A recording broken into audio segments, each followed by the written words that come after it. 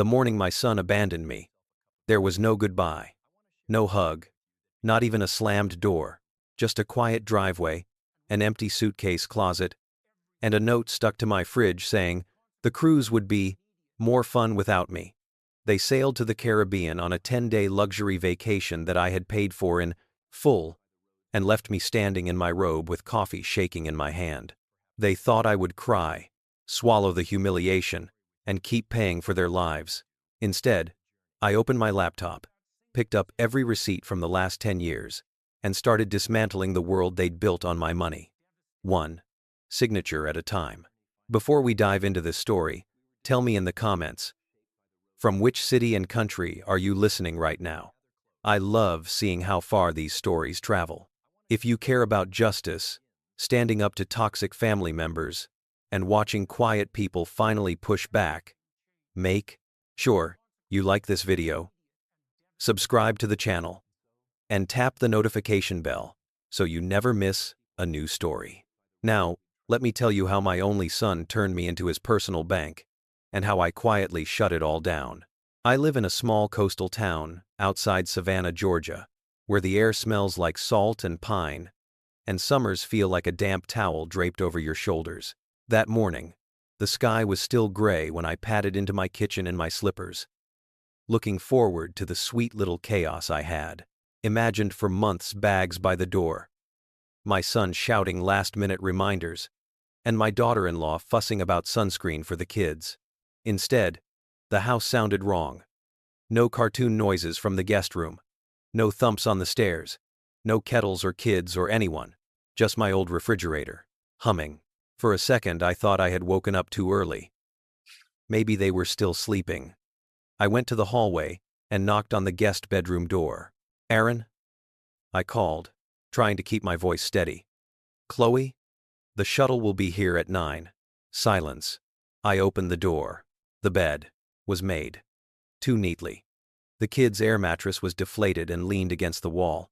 The closet door hung open, showing the empty rail where 4 suitcases had been waiting the night before. Only a lone plastic hanger remained, swinging slightly, as if it had been bumped in a hurry. Something cold slid down my spine. I checked the downstairs bathroom, no toothbrushes. The entryway, no shoes. Their jackets were gone, their travel neck pillows. The little pile of toys I'd set aside for the plane had disappeared too. Back in the kitchen, I finally noticed it. A sheet of lined paper, taped to my fridge with a magnet shaped like a crab. Mom, the note began. In my son's messy handwriting, we decided it's best if this trip is just us, me, Chloe, the kids, and her parents. You deserve some quiet time at home, and we need this as a young family.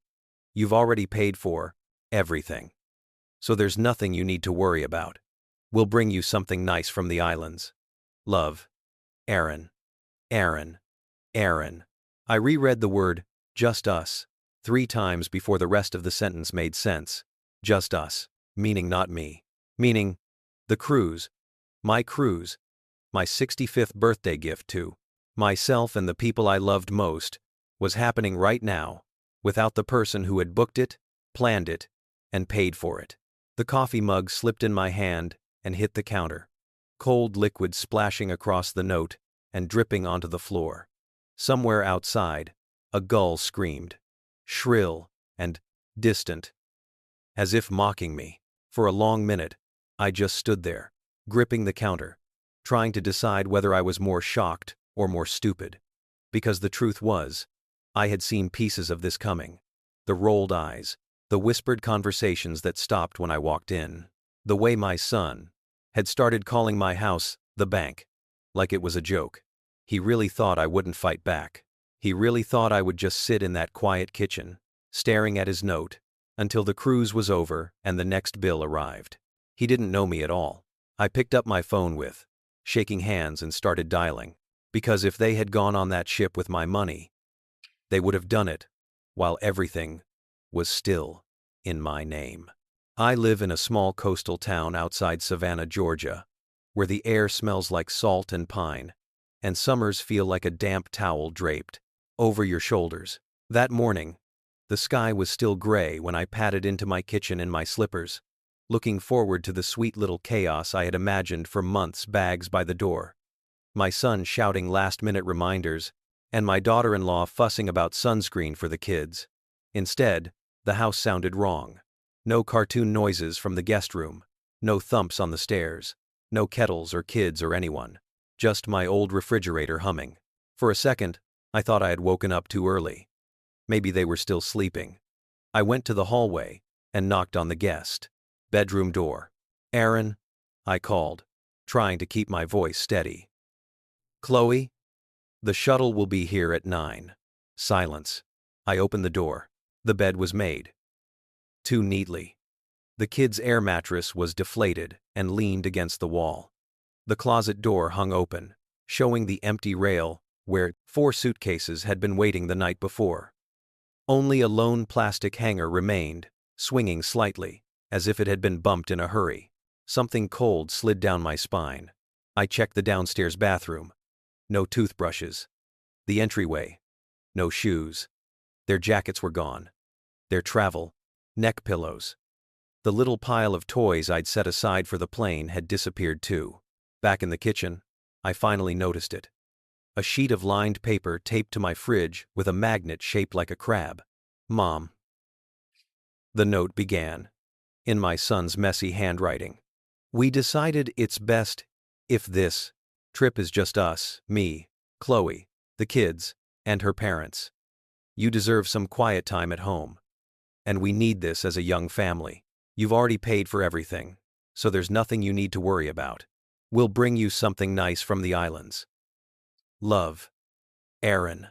Like some in defective vision, I reread the word just us 3 times before the rest of the sentence made sense.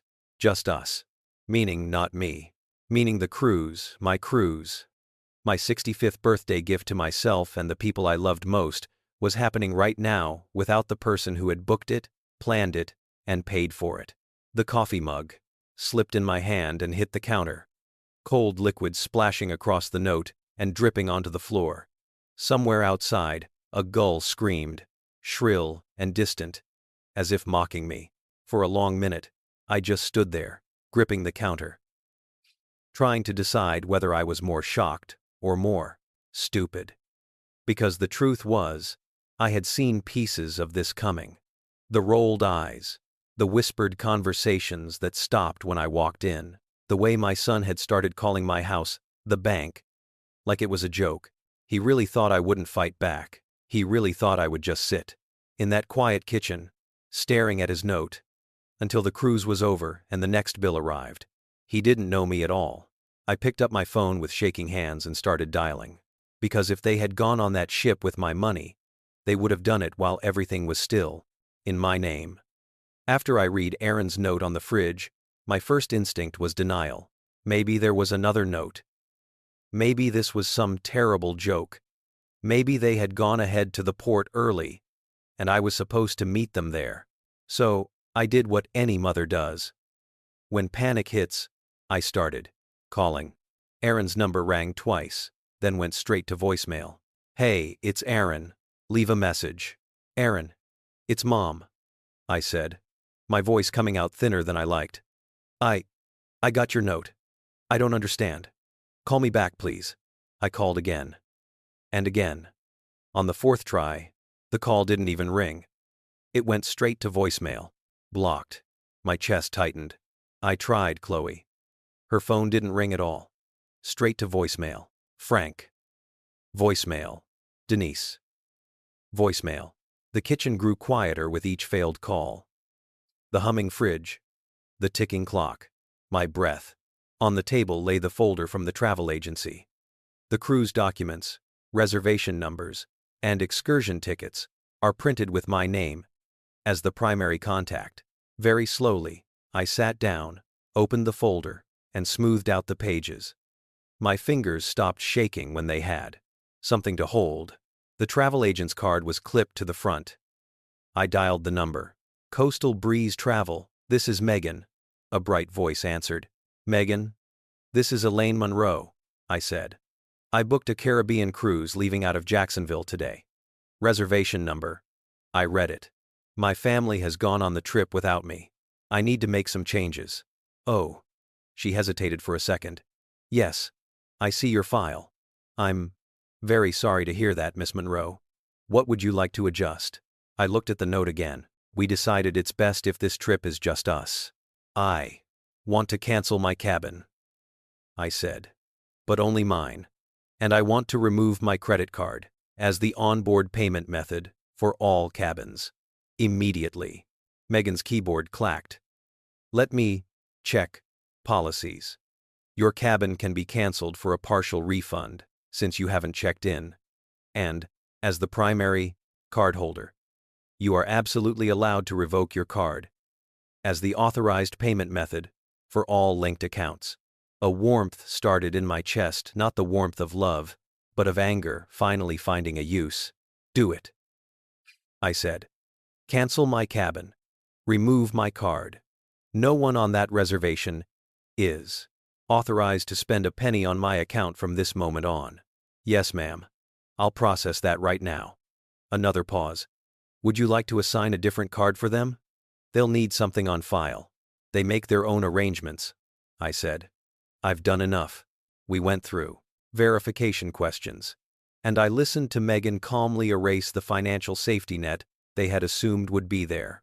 No more unlimited drinks on my tab, no more spa appointments charged to my account, no more shopping sprees in port tied to my bank. I see you had several prepaid extras, Megan said. Do you want to keep those? What happens if I cancel them? I asked. You'd receive partial credit back, she said, and they'd have to book new activities on board at regular price, using their own payment methods. I pictured Chloe's face when the bartender told her the drink package was no longer active, and the kids crying on the way back from the pool because the shore excursion they were excited about was suddenly out of reach. Cancel everything that can be canceled, I said quietly.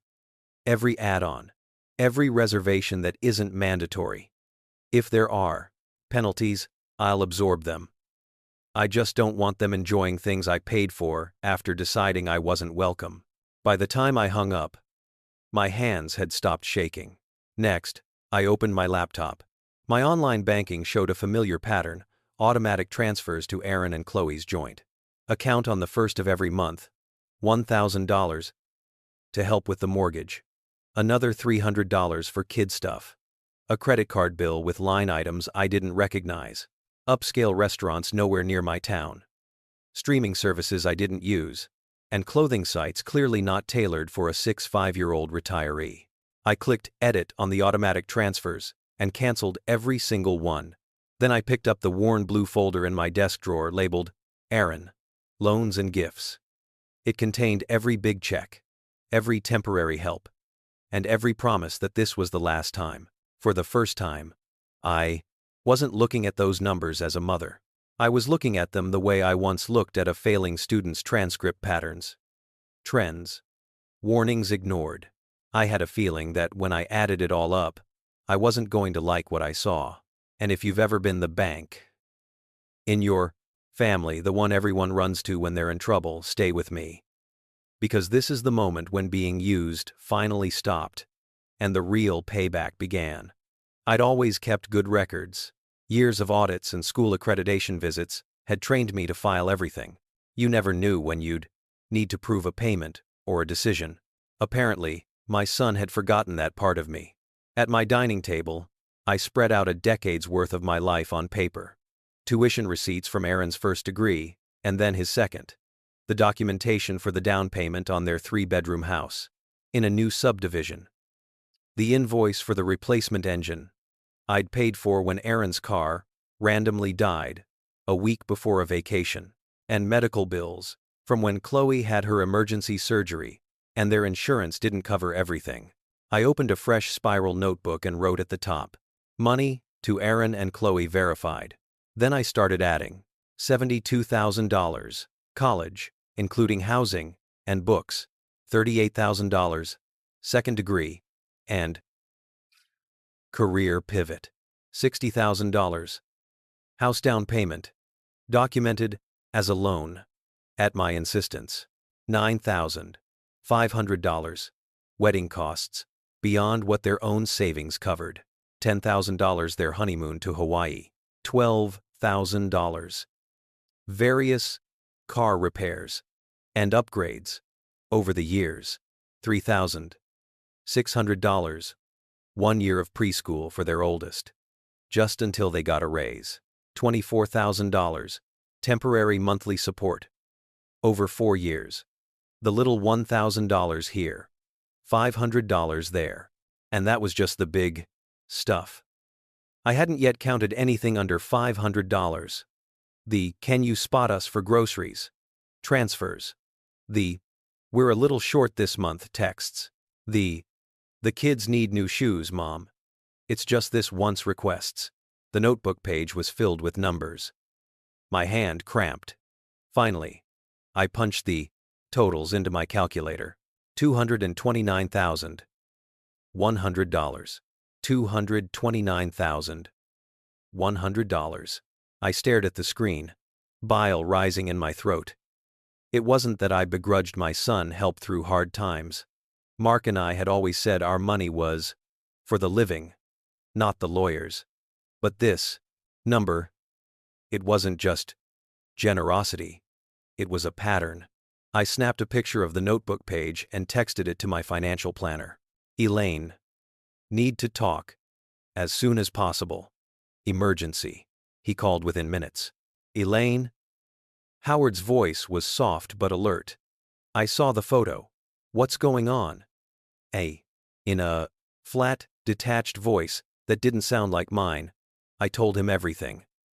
The cruise. The note. The calls are going straight to voicemail. Oh, Elaine, he said when I finished. I'm so sorry.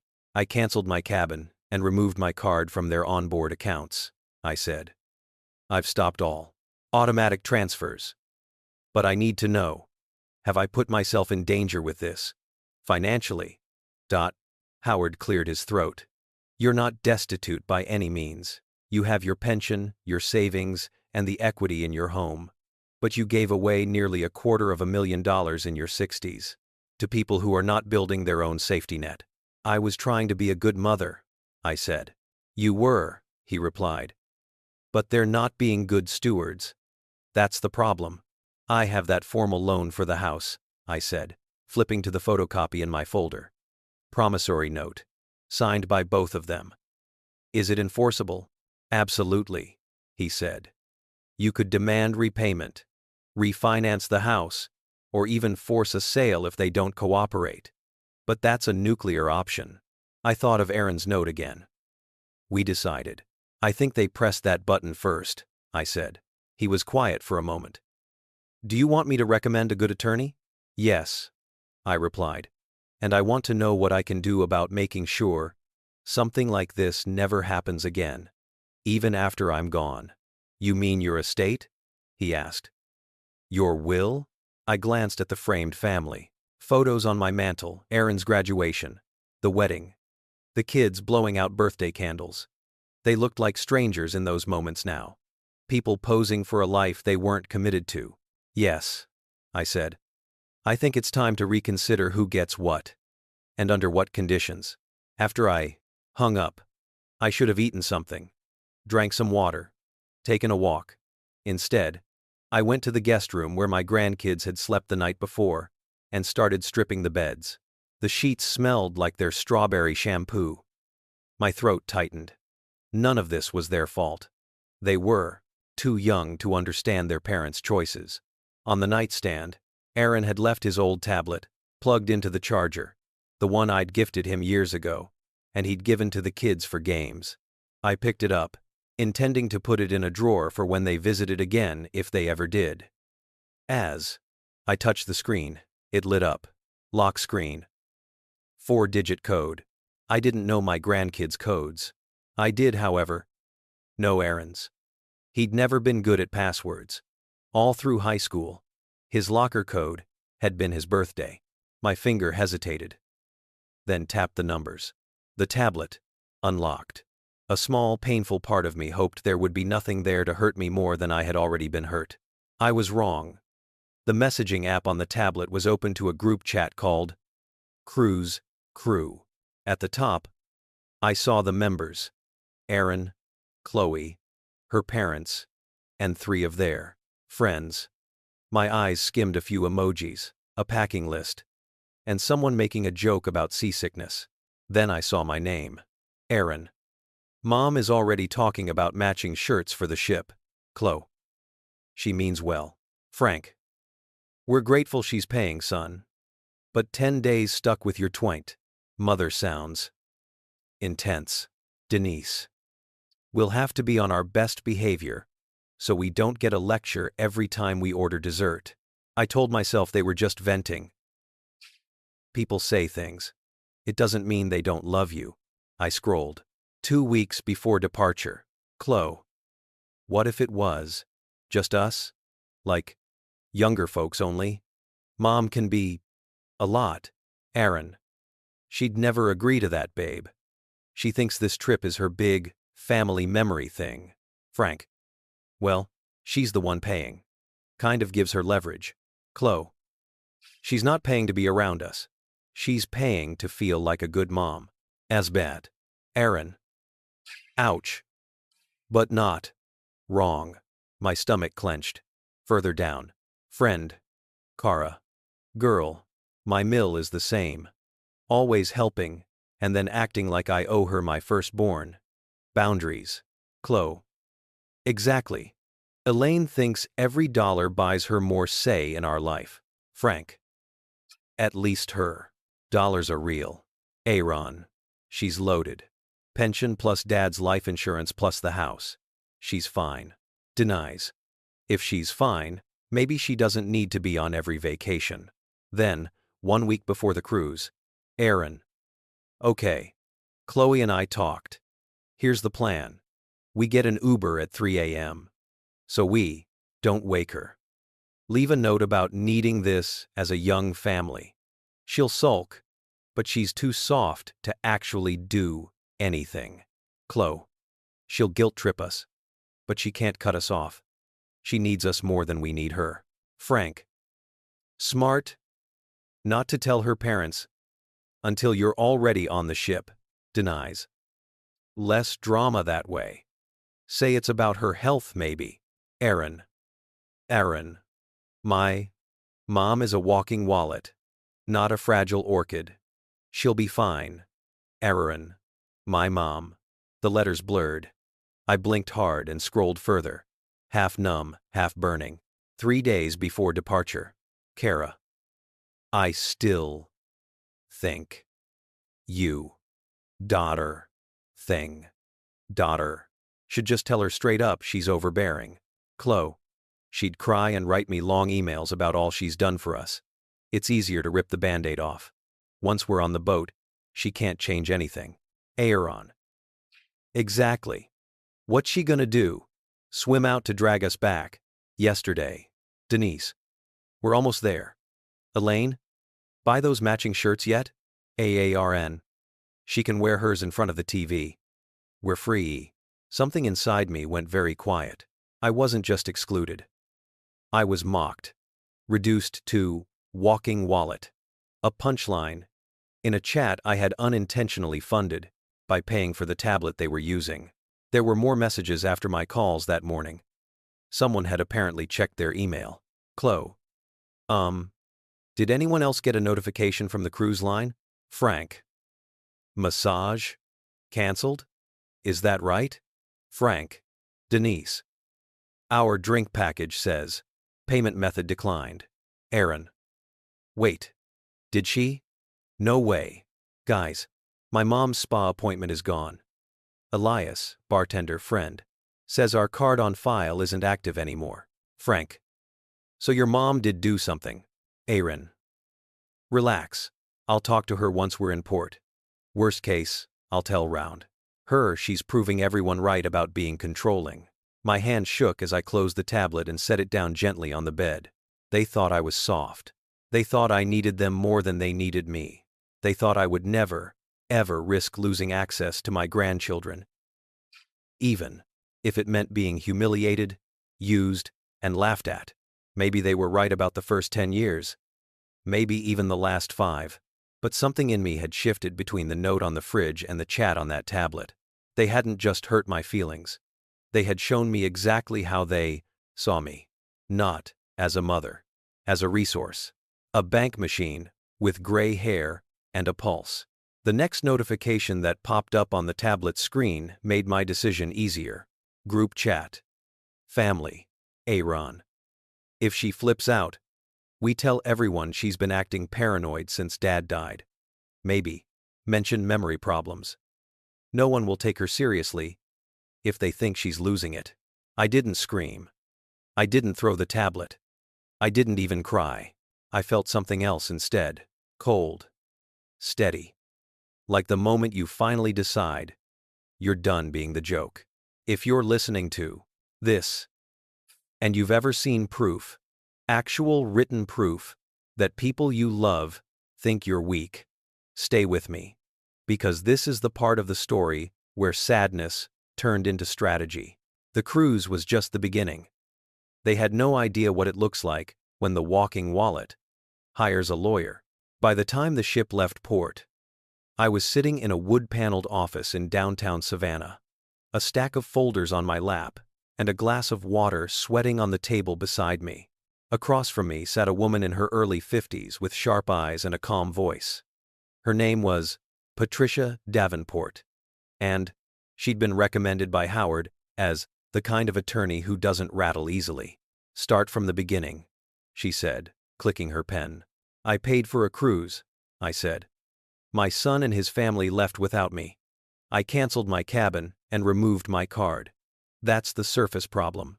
The real problem.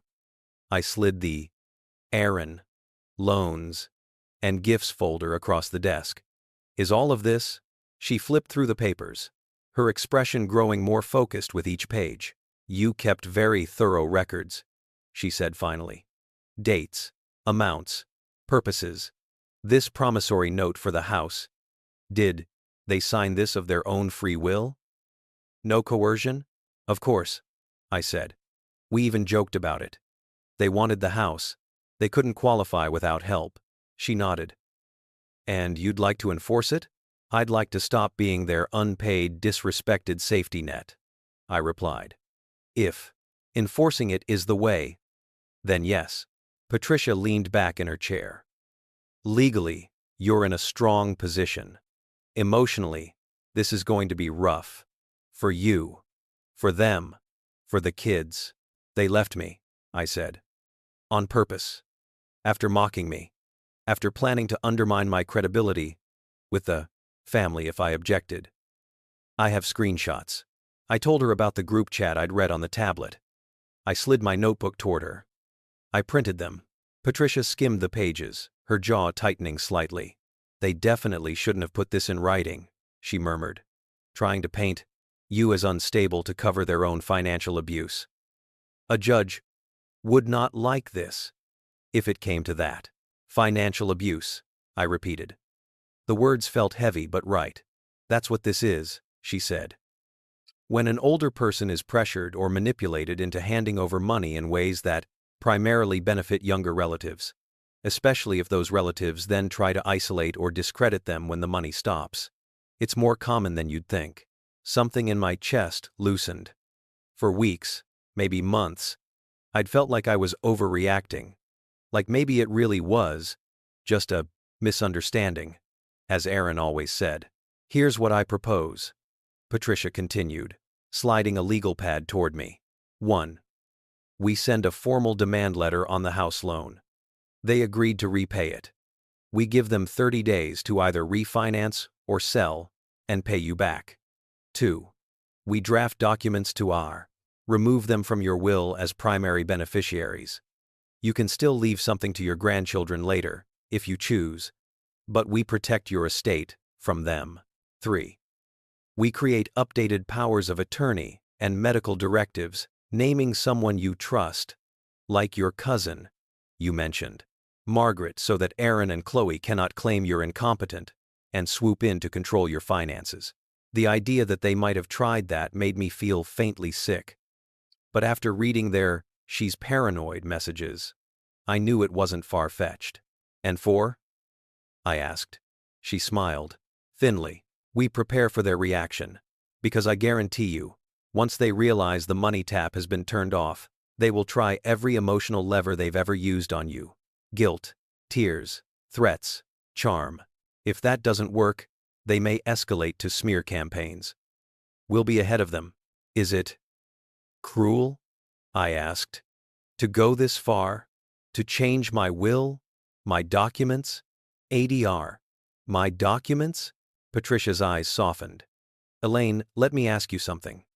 If Aaron were a stranger, not your son but someone you met at a grocery store, and they treated you the way he has, would you still feel bad about cutting Messick? Et them off? I let that sink in. No, I whispered. I'd think I was crazy for letting it go on this long. Exactly, she said. Being a mother doesn't mean you have to subsidize someone's bad character. We spent the next 3 hours going line by line, through my accounts, my assets, and my future. We set up new safeties on my bank accounts, including alerts for unusual activity. We drafted a letter to Aaron and Chloe that Patricia read aloud before printing. This is to formally notify you that the $60,000 given as a down payment for your home was a loan, as per the signed promissory note on file. Repayment in full is now due within 30 days of receipt of this letter. If repayment is not made, I reserve the right to pursue all available legal remedies, including but not limited to forcing a sale of the property to recover the funds. It didn't sound like me. It sounded like a woman who finally realized she had been undermined for years. Patricia slid the paper to me. If you sign here, we'll send it certified mail. They'll be home from their cruise in about 10 days. Yes? Yes, I said. Then they'll be greeted by this, she said, tapping the letter. Instead of a welcome home dinner. Unpleasant, but effective. On the way home, I stopped at the post office and mailed the envelope myself. That night, the house felt strange. Empty, but not lonely in the same way. More like a quiet office after students have left for summer. The work was done. The consequences were on their way. It wasn't joy. I still loved my son. I still loved my grandchildren so much. It hurt. But under the grief, there was something like relief. I wasn't helpless. I wasn't crazy. And I wasn't a walking wallet anymore.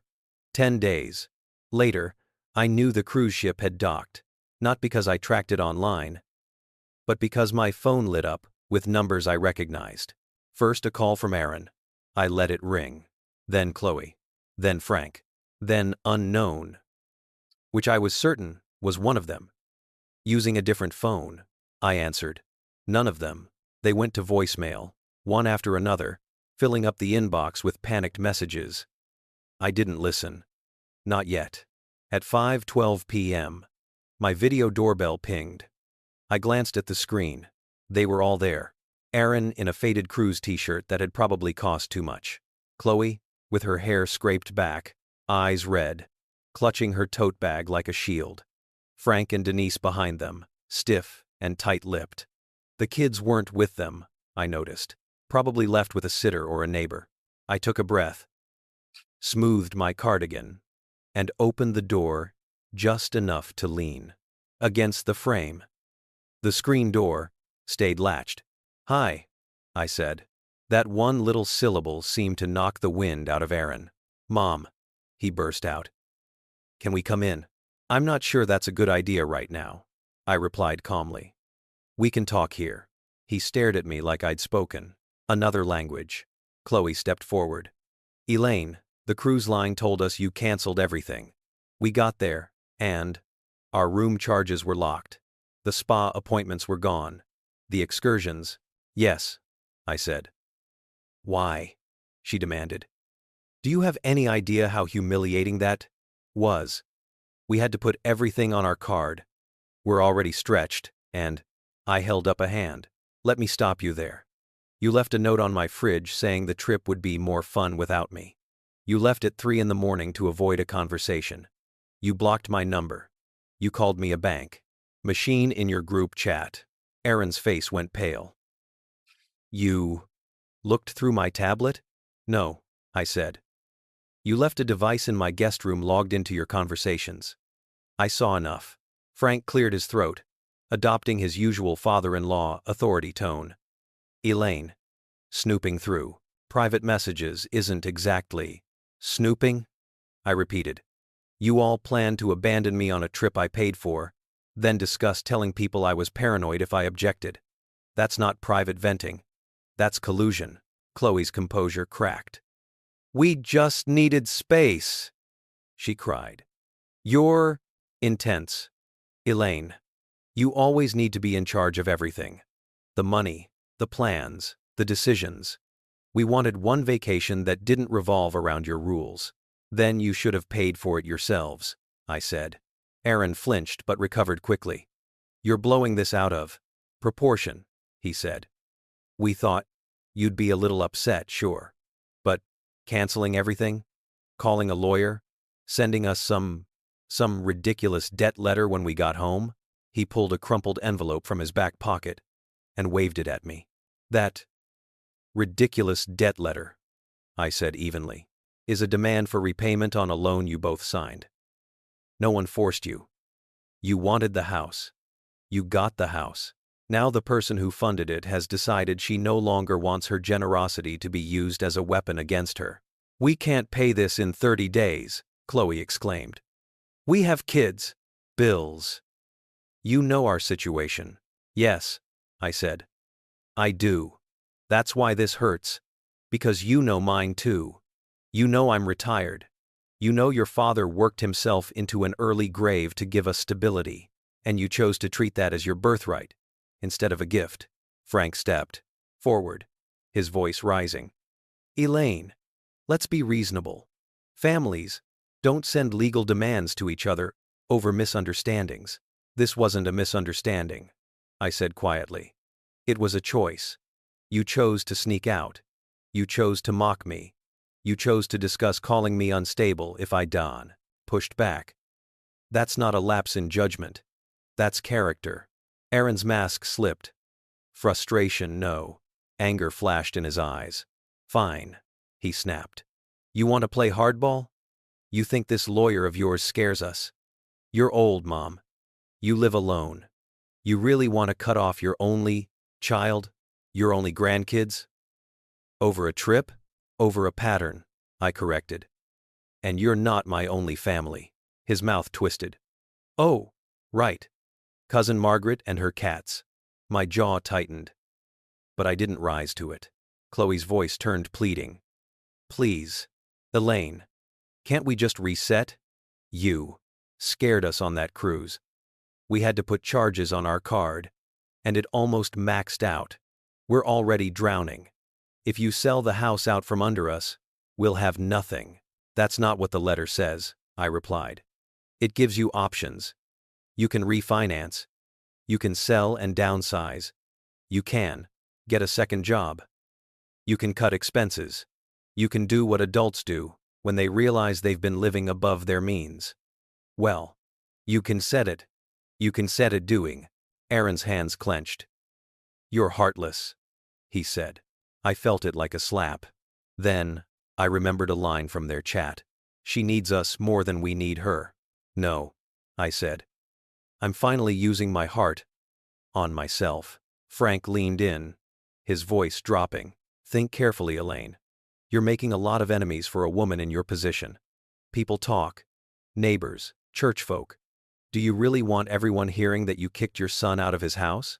I smiled slightly and tapped the side of my door frame. The neighbors will hear whatever they hear. The courts will see the loan agreement. The police will see the video. Video? Chloe echoed. Chloe echoed. My doorbell camera has been recording since before you walked up, I said. Along with a security camera in the hallway. Everything you've said, every implication, every attempt at intimidation, it's all backed up to the cloud. Frank's face went blotchy. You wouldn't run smear campaigns about me if you want, I said. Tell people I'm paranoid. Tell them I'm greedy. I have hard evidence, legal advice. and a lifetime of credibility in this town. You have a track record of unpaid debts and a cruise receipt with my name on the booking." A silence fell. For the first time, I saw it click behind Aaron's eyes. I wasn't bluffing.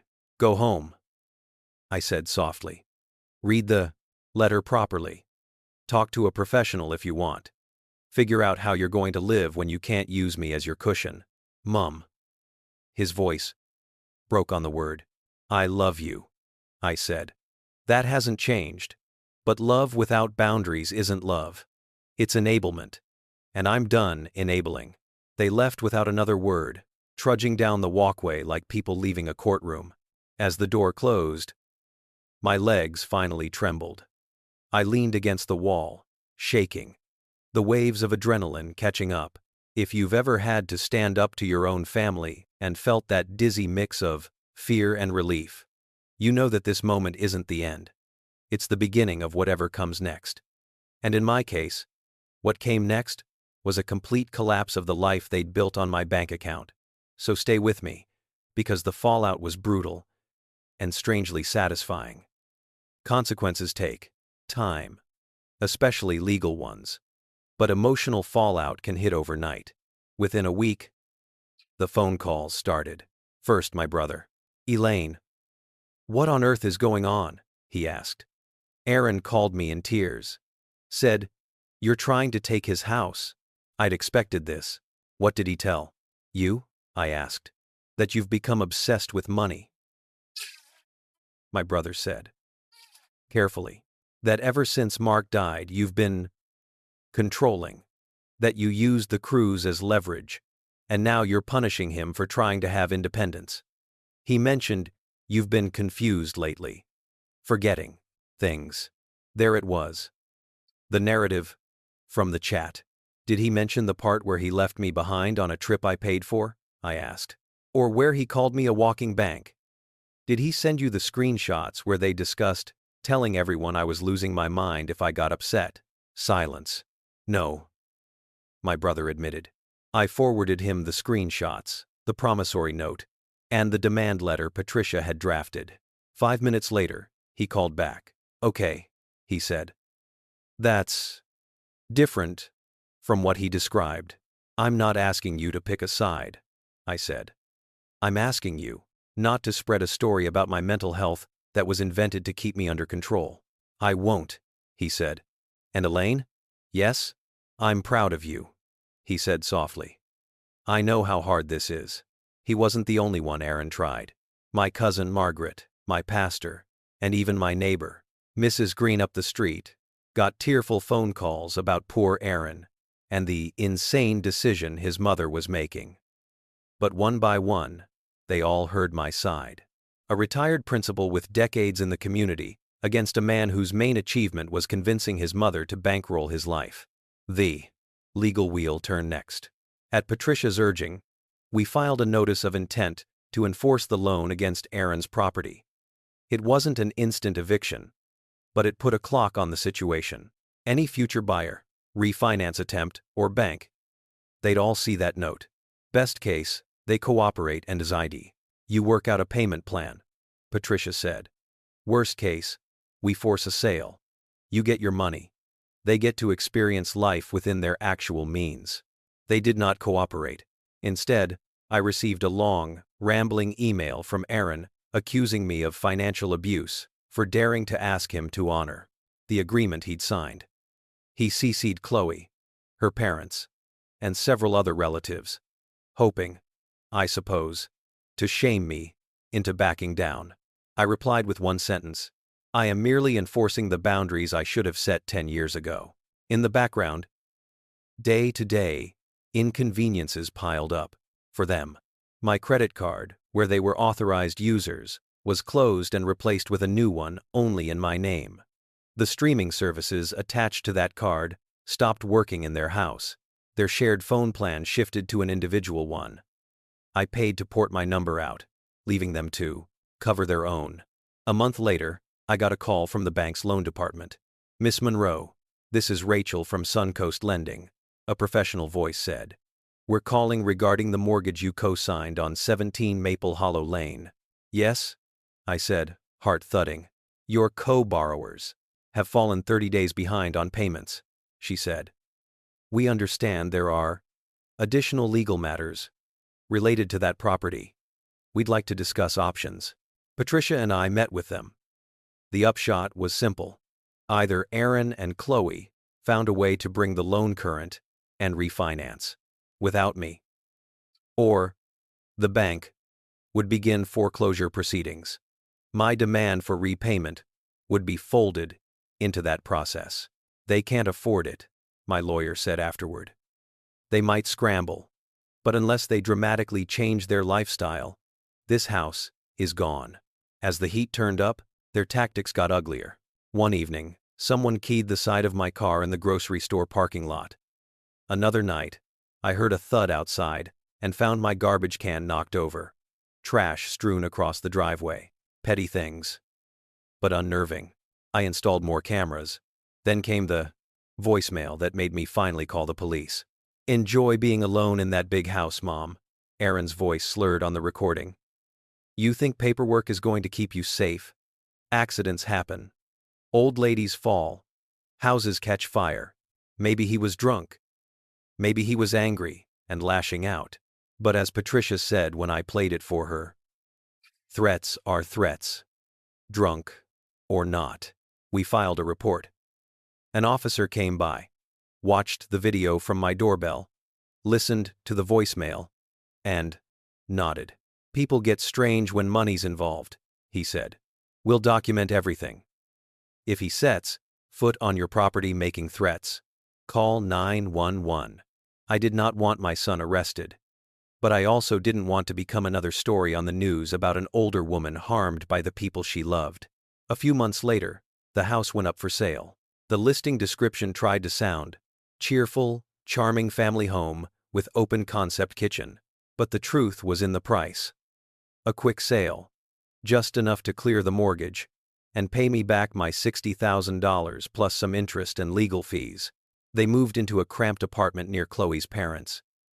Through the grapevine, I heard that Frank's blood pressure had spiked from the stress, that Denise had taken on extra shifts at her part-time job, and that Chloe was working evenings at a call center in addition to her day job. Aaron, whose work had always been contract-based, was finally forced to accept a lower-paying position with regular hours. In other words, they were living the way most average people do when they don't have a secret benefactor behind them. Over that same stretch of time, my own life expanded. I joined a walking group for seniors that met 3 mornings a week near the river. I went to a painting class with Margaret and discovered I enjoyed smearing color across a canvas, even if what I produced looked more like a 5-year-old's art project than a masterpiece. I took a shorter, cheaper cruise with a local church group. The cabin was small and simple, but the laughter at dinner was real. And no one expected me to pick up the tab. For the first time in years, my budget meetings with Howard ended with him saying, "You're back on track, Elaine. This is sustainable." Emotionally, it was messy. I missed my grandkids. I ached when I saw school buses roll by, and remembered how excited my grandson had been about starting kindergarten, but I also slept better. I didn't jump when my phone chimed, expecting another favor request. I didn't dread opening my banking app. I was grieving the fantasy of a grateful, close-knit family. But I was done funding the reality of an entitled one. About a year after the cruise, I came home from my painting class to find an envelope in my mailbox with no return address and familiar handwriting. I knew it was from Aaron before I opened it. For a moment, I considered dropping it straight into the trash. But I still kept the Mother's Day cards he'd made me in elementary school. I still had the Father's Day card he'd scribbled from you and me to Mark in crayon. My love for him wasn't a faucet I could switch off. I took the letter inside, made myself a cup of tea, and sat at the table, where this whole mess had begun. "Mom," it started. Not Elaine, not dear mother. Just, "Mom, I don't know if you'll ever read this or if you've already written me off. but I have to try. Losing the house was hell. I blamed you for a long time. I told anyone who would listen that you'd snapped, that you cared more about money than your own family. It made me feel better to pretend you were the villain. Then Chloe's car broke down, and we didn't have anyone to call. Frank's hours got cut. The kids needed things we couldn't easily buy. And for the first time in my life, there was no safety net. I got angry at you again. Until I realized I'd never built one. Because I always assumed you'd catch us. I've started seeing a therapist. She asked me to list all the ways you've controlled me with money. And the list I came up with was all the ways you helped me when I asked. No conditions. The truth is, you didn't turn me into someone who uses people. I did that. I took advantage of the fact that you're kind and organized and wanted me to have a good life. I'm not asking you to turn the tap back on. I know now how messed up it was to call you a bank. Behind your back. I know you saw those messages. I'm ashamed of them. I'm asking if there's any way back from here. Not to your money. To you. To you. The kids ask about you. We tell them, you're taking space. That's true. You were always big on giving teenagers time to think about their choices. I guess this is my detention. If you're willing to consider talking, we'd respect whatever boundaries you set. If you're not, I'll understand that this is one more consequence I earned. Love, Aaron. I read the letter twice. Tears blurred the ink in places. And I realized some of the smudges were from my own eyes. Was it genuine remorse, or another attempt to get access to my resources? I couldn't know for sure. But the way he talked about his therapist, about taking responsibility, that was new. I didn't call him. I wrote back. I told him I was glad he was in therapy. That, no, I hadn't written him off. But I had written off the version of him that thought my worth was measured in dollars. I said I was open to meeting in a public place, with boundaries, no money requests. No. Remember when you helped us with guilt trips? Guilt trips. No, bringing the kids.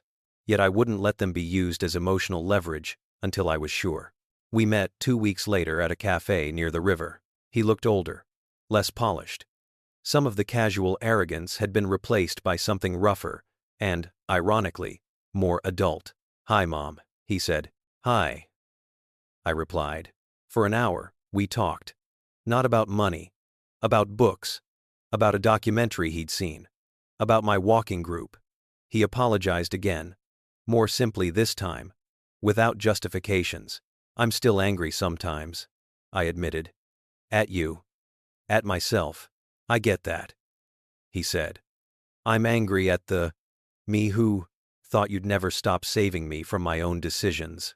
Have you told the kids the truth? I asked. That I used up your generosity and lost our house?